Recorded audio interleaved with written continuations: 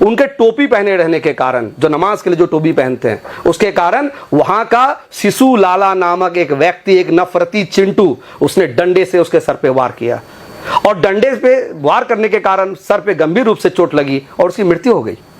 उसको न्याय दिलाने का काम, वहां के डीजीपी से बात करने का काम किनका होता है साहब? वर्तमान विधायक का। क्या वो उन्होंने किया? ये काम हमारे मास्टर मुजाहिद साहब ने किया। और केवल अज़द रजा नहीं, मनोज हरिजन का मामला आप लोगों ने सुना होगा, जो गुड़गांव में काम करते थे और 4 मंजिल से गिरकर उनका जो है जो उनको चोट लगी और फिर 2 से 3 दिन बाद उनका इंतकाल हो गया। उनको भी न्याय दिलाने का काम, 7.5 लाख रुपए उनके परिवार को दिलाने का काम कोचाधामन का व्यक्ति था। किनका था? वर्तमान विधायक का। आपका काम हम लोग करें और आप बदतमीजी और ऐसे वर्ड, ऐसे शब्द का प्रयोग आप कर रहे हैं जिसका राजनीति के साथ साथ सामाजिक जीवन में भी कहीं पर भी इसकी स्वीकार्यता नहीं है। ऐसे शब्द आप बोलते हैं। क्या आप ऐसे ही बोलचाल कर में अपने शब्दों का प्रयोग करते हैं? अरे भाई, सभ्यता से रहे। इसी तरह डॉक्टर असद आजम के बारे में तो आप लोगों ने सुना होगा। MBBS के बाद MS कर रहे थे वो AMU से। बहुत बड़ी क्षति है ये कोचाधामन के लिए। उनका पोस्टमार्टम नहीं हो रहा था हरियाणा में। हरियाणा के DGP से हमारे नेता मास्टर मुजाहिद साहब ने बात किया। पोस्टमार्टम में जो भी देरी हो रही थी, जो भी कागजी प्रक्रिया थी, उसको पूरा करके उनका डेड बॉडी आया और सुपुर्दे खाक हुआ कोचाधामन की जमीन में। इसी तरह आप लोगों ने सुना होगा मैनुल हक के बारे में। कोचाधामन का ही लड़का। दिल्ली पुलिस की स्पेशल सेल ने उनको गुड़गांव से केवल इसलिए उठा लिया कि वो बांग्लादेश के किसी व्यक्ति से बात कर रहे थे। मास्टर मुजाहिद को जैसे इसकी जानकारी उनके बड़े भाई ने दिया, उन्होंने स्पेशल सेल के अधिकारियों से बात किया और बात करने के बाद उनकी रिहाई करवाई। तो काम हम करें और आप काम करो नहीं। आप मुझे अपना काम तो बताइए। पिछले 5 सालों में माननीय विधायक ने क्या काम किया, मुझे दीजिए, रिपोर्ट कार्ड दीजिए। मैं एक किशनगंज का व्यक्ति होने के नाते मैं आपसे ये मांगता हूं, आप मुझे दीजिए। मैं ऑन कैमरा बोल रहा हूं। क्या विधायक जो निधि होता है, जिसके तहत लगभग 4 करोड़ रुपए सालाना विधायक को मिलते हैं, उस निधि के तहत कोचाधामन में क्या काम आपने किया, हमें बताइए। काम के नाम पर आपने सिर्फ एक ही चीज किया। दुबई से लेकर किशनगंज तक आप बिरयानी की दुकान खोल रहे हैं और हम किशनगंज के लोगों को बॉलीवुड स्टार से भेंट करा रहे हैं। कभी आप गुलशन ग्रोवर से, बैडमैन से भेंट करा रहे हैं, तो कभी हमारा भेंट आदित्य पंचोली से करा रहे हैं। क्या यही विकास है? क्या इसीलिए कोचाधामन के लोगों ने आपको वोट दिया? और आप क्या बोलते हैं साहब कि 9 महीने और 10 महीने का बच्चा, गर्व की बात कर रहे हैं। ऐसी बातें, अमर्यादित बातें अब ऑन कैमरा मीडिया बंधु के सामने बोल रहे हैं कि बच्चा पाले कोई और जो है क्रेडिट कोई ले। आपके अंदर हिम्मत है? आप मुझे बताइए, ये जो हम लोग रुस्तम अली अल्पसंख्यक आवासीय विद्यालय जो आज बना है अल्पसंख्यक मंत्रालय की तरफ से, किन्होंने कोशिश की थी?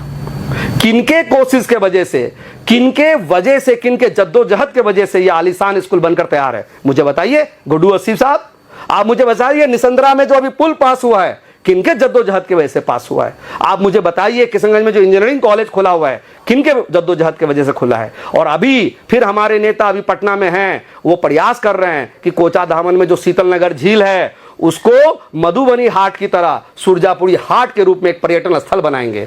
तो प्रयास कौन कर रहे हैं? हमारे लिए पद में रहे ना रहे, जनता सर्वोपरि है। और मेरे नेता कोचाधामन के ही केवल नहीं, पूरे जिला के नेता हैं। वो सीमांचल के विकास पुरुष हैं, सीमांचल के दूसरे गांधी हैं। मरहूम तस्लीमुद्दीन के बाद विरोधी भी मानते हैं कि जिला में नेता एक ही है और वो मास्टर मुजाहिद साहब है। इसलिए जो बोलते हैं सोच समझ के लिए बोलिए और कानूनी कार्रवाई के लिए तैयार रहिए। आपके नेता पे कई आरोप लगे हैं। वक्फ की जमीन की धांधली करने का भी आरोप है, अंजुमन इस्लामिया चाहे हो, या फिर उन्होंने वो उस टाइम जिसके बाद जिक्र किया आपने, जो हॉस्टल बना उसके बारे में।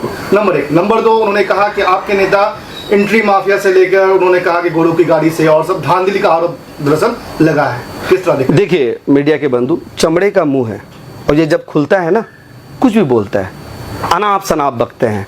आप मुझे प्रूफ दीजिए ना। मैंने तो हम लोगों ने मानहानि का केस ठोका है ना, आपको जवाब देना होगा ना व्यवहार न्यायालय किशनगंज में।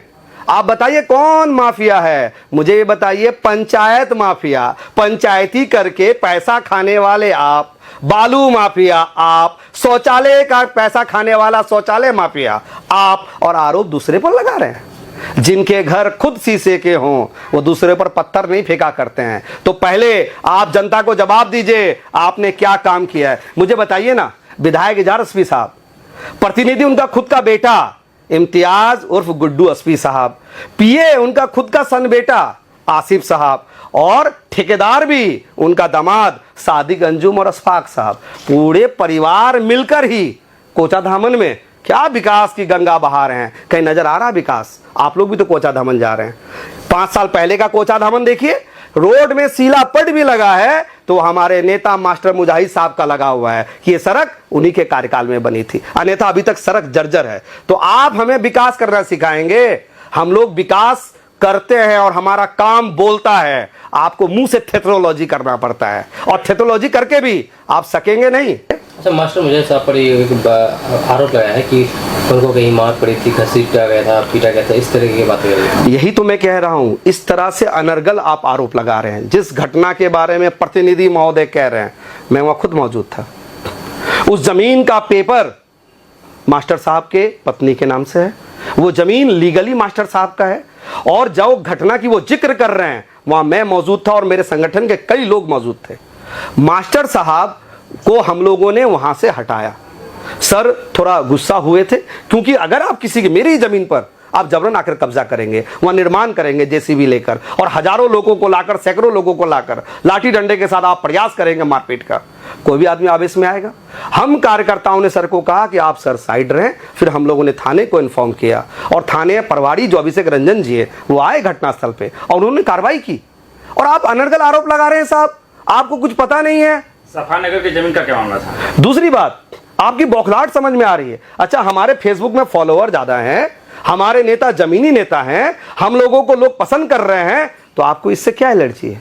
आप भी डालिए ना सुबह शाम फेसबुक पोस्ट, क्यों नहीं डालते हैं? कितने लाइक मिलते हैं आपको फेसबुक पोस्ट में? कितने लोग आपके पोस्ट को शेयर करते हैं? हमारे नेता पूरे सीमांचल के नेता हैं, उनको लाइक भी मिलता है, उनके पोस्ट को शेयर भी करते हैं, और हम लोग किसी को बोलते नहीं है कि हमारा शेयर करो। जनता खुद शेयर करती है, युवा खुद शेयर करते हैं। आपको तो बोलना पड़ता है भाई, आपको तो रखना पड़ता है किराए में कि हमारा पोस्ट शेयर कर दो, हमें लाइक कर दो, हमारे लिए कमेंट कर दो। तो आपकी बौखलाहट समझ में आ रही है। आपके नेता भी तंज कसते हुए उन्होंने कहा कि उनका काम है सुबह शाम बस पत्र लिखना, पत्र लिखना। भाई कम से कम हमारी कलम में ये तो ताकत है, हम तो पत्र तो लिख रहे हैं और उस पत्र पर कार्रवाई भी तो करा रहे हैं। तुम क्या कर रहे हो? पत्रों का बंडल बनाकर, फाइल बनाकर घर में रखे हो। अरे भाई, विधायक के कलम में बहुत ताकत होती है। एक विधायक जनप्रतिनिधि अपने विधानसभा का, वो चाहे तो अपने जनता की सभी समस्याओं को विधानसभा में उठाएगा। मुझे बताइए ना, माननीय विधायक एजाज एसपी साहब कितने बार विधानसभा में प्रश्न उठाएं कोचाधामन के मामलों को लेकर? और आप इतिहास पलट कर देखिए, 2 बार मास्टर मुजाहिद साहब विधानसभा में पहुंचे, उन्होंने अपनी आवाज मुखरता के साथ उठाई, और केवल आवाज नहीं उठाई, जमीनी कामों को भी करवाया। आर्टिकल कह रहा है कि किसी के लिए भी आप ऐसे टर्म का प्रयोग ना करेंगे जिससे कि छुआछूत को बढ़ावा मिलेगा। ऐसा कोई भी कार्य अपने शरीर से, अपनी वाणी से आप नहीं करेंगे जिससे कि किसी जो बहुजन समाज के व्यक्ति को ठेस पहुंचे। और उस व्यक्ति के लिए आप ऐसी कहावत समाज के लिए आप कर रहे हैं जिनसे उनके भावनाओं को ठेस पहुंचाए। उनके लिए टर्म है रविदास, उनके लिए टर्म है बहुजन। आपके नेता जिस मामले को लेकर के इस्तीफा दिया, पार्टी छोड़ा, वक्फ मामले, अब क्या कदम उठाया जा रहा है? आप देखिए मीडिया के बंधु, वक्फ के मामलों को तो भुनाया सबने, जितने भी यहाँ के विधायक प्रतिनिधि हों, वर्तमान हो, पूर्व हो, भावी प्रत्याशी हों, सबने भुनाया। सबने कहा ये हमारा मामला है, मेरी लाश गिरेगी तभी वक्फ कानून लागू होगा। क्या स्टेटस है भाई? वक्फ कानून, संशोधन कानून तो लागू है। सुप्रीम कोर्ट में अभी सुनवाई हुई, सुप्रीम कोर्ट ने उसमें स्टे लगा के रखा है। उसकी लड़ाई भी अगर मुखरता के साथ किशनगंज से लेकर सुप्रीम कोर्ट तक अगर कोई लड़ रहे हैं, सुप्रीम कोर्ट के हेयरिंग में दिन दिन भर खड़ा रहकर अगर वक्फ की लड़ाई को अगर लड़ रहे हैं, तो मर्द मुजाहिद मास्टर मुजाहिद साहब ही तो हैं। तो विरोधी उनकी लोकप्रियता से जर रहे हैं। विरोधियों को पता है हमारी हार निश्चित है, वो बौखला गए हैं और अमर्यादित असभ्य शब्दों का प्रयोग कर रहे हैं, निजी हमला कर रहे हैं। करिए, आप जितना करेंगे हम लोग उतना मजबूत होंगे। लेकिन एक चीज ध्यान रखिएगा, हम लोग चुप नहीं बैठेंगे, करारा जवाब दिया जाएगा। 29 जून को गांधी मैदान में जो है वक्फ कानून को लेकर ही अमीर शरीयत ने एक बड़ा ये बुलाया है, लोगों को बुलाया है। आप लोगों की तरफ से क्या पहल की जाएगी इसमें? अंजुमन इस्लामिया में जो है इसको लेकर मीटिंग भी हुई, आप मीडिया के बंधु भी वहां थे। हम लोग इंशाल्लाह बढ़ चढ़कर इसमें हिस्सा ले रहे हैं। वक्फ की लड़ाई पूरे हिंदुस्तान में कहीं भी लड़ाई जाएगी, जल्दी जाएगी, हमारे नेता उसमें बढ़ चढ़कर हिस्सा लेंगे। हम लोग वक्फ संशोधन कानून के खिलाफ हैं और इसी मुद्दे पर हम लोगों ने जदयू का दामन छोड़ा है। एक लंबे समय तक मास्टर मुजाहिद जदयू में बने रहे ईमानदार नेता के रूप में। मुझे एक चीज़ और बोलने दिया जाए, हम लोग राजनीति ईमानदारी से करते हैं। हम लोग राजनीति में भी नैतिकता को जिंदा रखे हैं। कई बार प्रलोभन दूसरे दलों की तरफ से आया कि आप सांसद का टिकट ले लीजिए, आप विधानसभा का टिकट ले लीजिए, आप दूसरे तस्लीमुद्दीन हैं किशनगंज के, आप दूसरे गांधी या ब्रांड हैं, लेकिन उसके बावजूद हम लोगों ने नैतिकता से समझौता नहीं किया, अपने जमीर से समझौता नहीं किया। हम लोग जदयू में बने थे, लेकिन जब जदयू कौम और मिल्लत के खिलाफ आ गई तो हम लोगों को छोड़ने में भी समय नहीं लगा।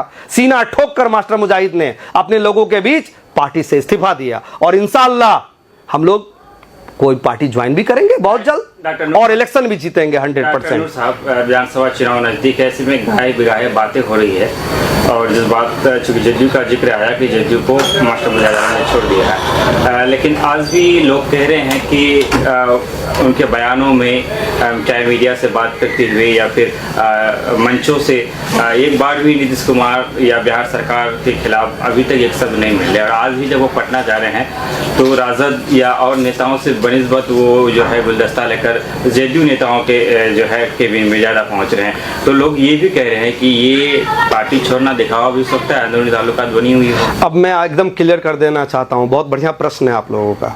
जिस दिन मास्टर मुजाहिद ने पार्टी को से इस्तीफा दिया, उन्होंने उस दिन ही जदयू के खिलाफ उन्होंने बोला कि जदयू ने इस कानून का समर्थन किया लोकसभा में, इसलिए मैं पार्टी छोड़ रहा हूं, क्योंकि उस संगठन के साथ मैं 18 साल से जुड़ा था। लेकिन आज मुझे बहुत तकलीफ हुआ, दुख हुआ, मैंने पार्टी छोड़ा। दूसरी बात, हम लोगों ने कई प्लेटफॉर्म से जदयू के समर्थन देने का, वक्फ कानून को समर्थन देने का आलोचना मेरे नेता ने भी किया है और हम लोगों ने भी किया।